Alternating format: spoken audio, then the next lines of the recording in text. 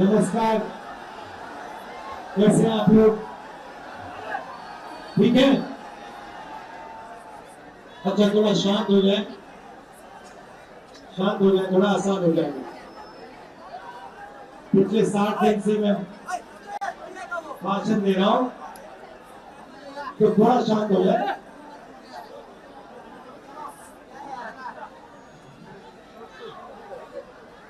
एक साल पहले हमने भारत जोड़ो यात्रा की, कन्याकुमारी से कश्मीर चले, और उसमें हमारी सोच थी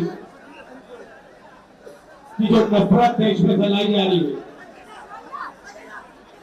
उसके खिलाफ कोई ना कोई एक्शन लेना पड़ेगा। और इसीलिए भैया पुलिस वाले धक्का मत दीजिए ना,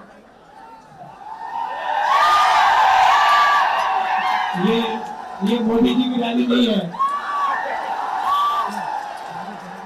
ये हमारी रैली है। इसमें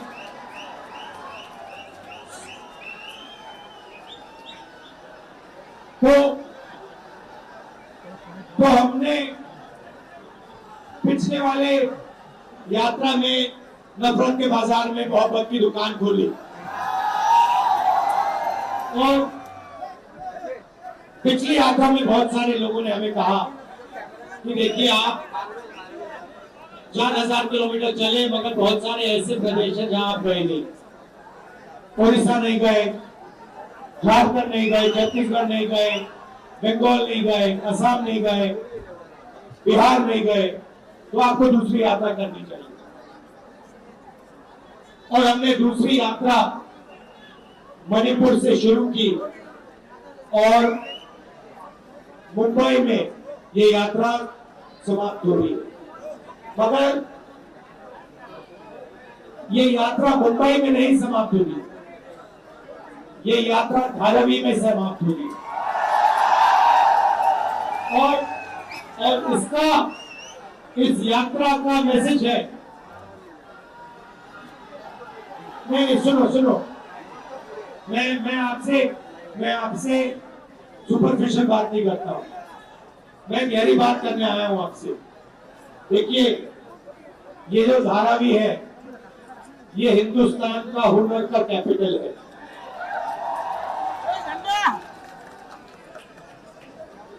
जिसको हम स्किल कहते हैं, हुनर कहते हैं, जिसको जुगाड़ कहा जाता है, ये इन चीजों का कैपिटल है, राजनीति है हिंदुस्तान में हुनर की। और शुरुआत हमने कहा कि मणिपुर में, क्योंकि मणिपुर में बीजेपी ने सिविल वॉर का माहौल बना रखा है। भैया पुलिस वाले धक्का मत दो, कुछ नहीं होने वाला।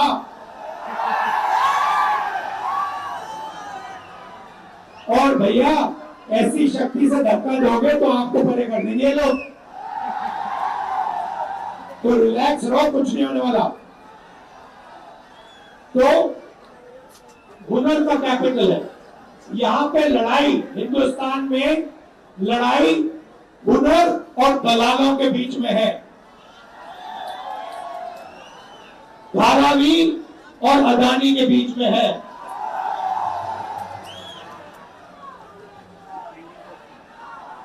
और इसीलिए यात्रा में हमने न्याय शब्द जोड़ दिया। अब पूरे हिंदुस्तान में गरीबों के साथ अन्याय हो रहा है, किसानों के साथ अन्याय हो रहा है, मजदूरों के साथ अन्याय हो रहा है। जहां भी हम देखें वही 2-3 नाम दिखाई देते हैं, अदानी अंबानी, अदानी अंबानी, अदानी अंबानी। ये धारावी जो है, ये जमीन आपकी है, आपकी मेहनत की जमीन है। अब ये जमीन वही दलाल लोग आपसे छीनने की कोशिश कर रहे हैं। और अदानी के पीछे देश का प्रधानमंत्री है। अदानी अकेला नहीं खड़ा है, अदानी के पीछे देश का प्रधानमंत्री खड़ा है, सॉरी, देश का प्रधानमंत्री खड़ा है, उसके पास ईडी, सीबीआई, इनकम टैक्स, चंदा मामा, ये उनके पीछे शक्ति खड़ी हुई है। क्या ये इन्फोर्समेंट डायरेक्टरेट नहीं है, ये एक्सटॉर्शन डायरेक्टरेट है। आपने देखा होगा, कल मैंने प्रेस कॉन्फ्रेंस किया, देखा आपने, दुनिया का सबसे बड़ा एक्सटॉर्शन रैकेट हिंदुस्तान की सरकार चला रही है। हजारों करोड़ रुपए नरेंद्र मोदी की पार्टी को बॉन्ड्स में दिए गए। क्यों दिए गए? 3 कारण है, 3 तरीके हैं। सबसे पहला, कंपनी के पास बीजेपी के लोग जाते हैं, इन्फोर्समेंट डायरेक्टरेट की, ईडी की इनकम टैक्स इंक्वायरी शुरू होती है। उनके महीनों बाद ये कंपनियां बीजेपी को बॉन्ड्स में पैसा देती हैं और फिर इंक्वायरी आस्ते आस्ते आस्ते खत्म हो जाती है। यह है पहला तरीका, यह है मोदी का पहला तरीका। दूसरा तरीका, कंपनी के पास जाते हैं, कहते हैं देखो धारावी में प्रोजेक्ट है, तुम लोगों को हम प्रोजेक्ट देंगे, रेवेन्यू शेयर बीजेपी पार्टी को देना पड़ेगा, पार्टनरशिप आप हमारे साथ कीजिए, धारावी की जनता को हम परे करेंगे, पुलिस का प्रयोग करेंगे, जो आपको धारावी के रीडेवलपमेंट से पैसा मिलेगा उसका परसेंटेज आप बीजेपी की बॉन्ड्स में दिलवा दीजिए। ये दूसरा तरीका। और तीसरा तरीका, सीधा जाके कंपनियों से ही हफ्ता लेते हैं। ये है 3 तरीके नरेंद्र मोदी के भ्रष्टाचार के। अब मैं आपसे सवाल पूछना चाहता हूं, हिंदुस्तान में पिछड़े वर्ग के कितने लोग हैं? कितने परसेंट है पिछड़े वर्ग के लोग हिंदुस्तान में? कितने हैं? 50% है। दलित कितने हैं? 15%। आदिवासी कितने? 8%। माइनॉरिटी कितने? 15। सब मिलाके कितने हुए? 90, तकरीबन 90। मीडिया में 90% के कितने लोग? मीडिया में 90% के कितने लोग? इनके मालिकों की लिस्ट निकालो, आपको एक ऐसा नहीं मिलेगा, एक मालिक नहीं मिलेगा जो पिछड़ा, दलित, आदिवासी हो, एक नहीं मिलेगा। फिर आप हिंदुस्तान की सबसे बड़ी 200 कंपनियों की लिस्ट निकालो, मालिकों की लिस्ट निकालो, उसमें आपको एक पिछड़ा वर्ग का नहीं मिलेगा, एक दलित नहीं मिलेगा, एक आदिवासी नहीं मिलेगा। आप ना बड़ी कंपनियों में हो, ना मीडिया में हो, तो हो कहां आप लोग? कहां हो? मीडिया में नहीं हो, बड़ी कंपनी में नहीं हो, बड़े अस्पतालों के मालिक नहीं हो, बड़े स्कूल कॉलेजेस के मालिक नहीं हो, तो होगा? सरकार में भी नहीं हो। हिंदुस्तान की सरकार को 90 लोग चलाते हैं, उसमें से 3 ओबीसी है, 3 दलित है, 1 आदिवासी है। हिंदुस्तान की सरकार 100 रुपए खर्च करती है बजट में, तो 90% को 6 रुपए मिलते हैं। 6 रुपए 90% के अफसर निर्णय लेते हैं। भाइयों बहनों, आप कहीं हो ही नहीं, आप कहीं नहीं हो। आपको कहा जाता है, आपको कहा जाता है भारत माता की जय बोलो। भारत माता में 90% आप लोग हो, 90% आप लोग हो, मगर देश की भागीदारी में, देश के धन में आपकी कोई भागीदारी नहीं। आप मजदूरी करते हो या फिर आप बेरोजगार हो या फिर आप कॉन्ट्रैक्ट लेबर करते हो, मनरेगा का काम करते हो?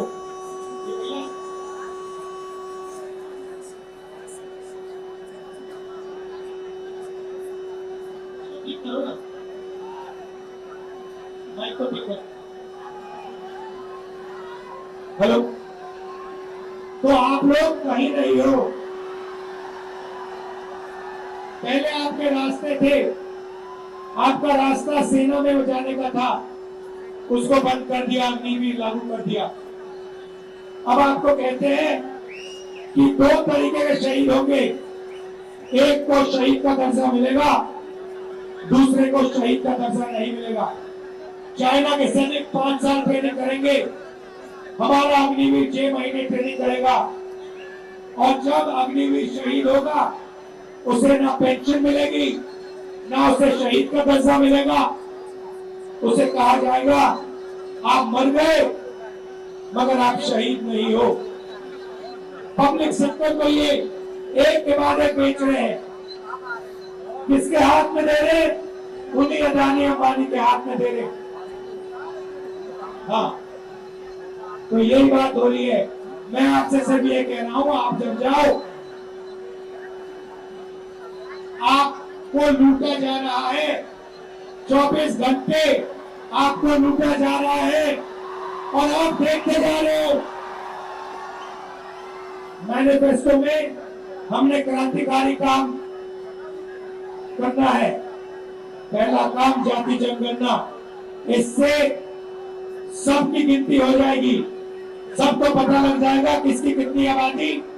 उसके बाद इकोनॉमिक सर्वे होगा, फाइनेंशियल सर्वे होगा, हिंदुस्तान की सब संस्थाओं का सर्वे होगा। सबको पता लग जाएगा हिंदुस्तान के धन में किसकी कितनी भागीदारी है। दूसरा कदम, 1 लाख रुपए हिंदुस्तान की हर गरीब महिला को हमारी सरकार देने जा रही है। ये 16 लाख करोड़ रुपए इन्होंने 20 लोगों 25 लोगों का कर्जा माफ किया है। ये हर रोज अरबपतियों को धन देते रहते हैं, बांटते रहते हैं। इसीलिए हम हिंदुस्तान की गरीब महिलाओं को 1 लाख रुपए साल का, 8,400 रुपए महीने का देने जा रहे हैं।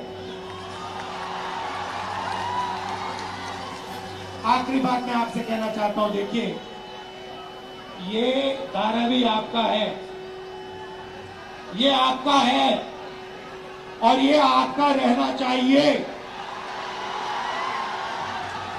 यहाँ पे आपको आपका जो स्किल है, हुनर है, उसको सपोर्ट करना चाहिए। बैंक के दरवाजे आपके लिए खोलने चाहिए और यहाँ पे इंडिया का मैन्युफैक्चरिंग सेंटर बनना चाहिए। ये है सच्चाई। ये धारावी मेक इन इंडिया है, ये है मेक इन इंडिया असली। और ये सोचते हैं कि देश दलालों से बनता है। देश दलाल नहीं बनाते, देश आप जैसे लोग बनाते हैं। ये मेरा आपके लिए मैसेज है। आपने इतने प्यार से मेरी बात सुनी, दिल से बहुत बहुत धन्यवाद। हाँ, मेहनत आप करते हो और पैसा अदानी ले जाता है। बहुत बहुत धन्यवाद आप सबका, पुलिस वालों का धन्यवाद। जय हिंद। एबीपी माझा, उघडा डोळे बघा नीट।